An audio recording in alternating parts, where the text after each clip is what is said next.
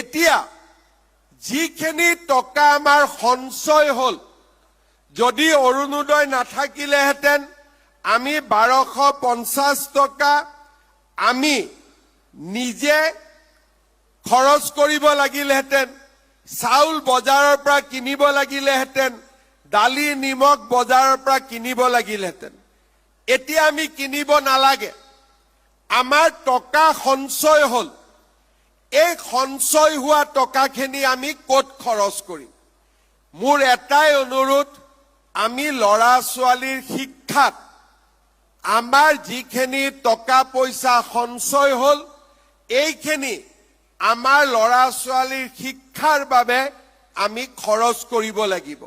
কাৰণ অসমৰ ভৱিষ্যত যদি আমি নিৰ্মাণ কৰিব খোজো, আমাৰ নতুন প্ৰজন্মক আমি শিক্ষিত কৰিব লাগিব।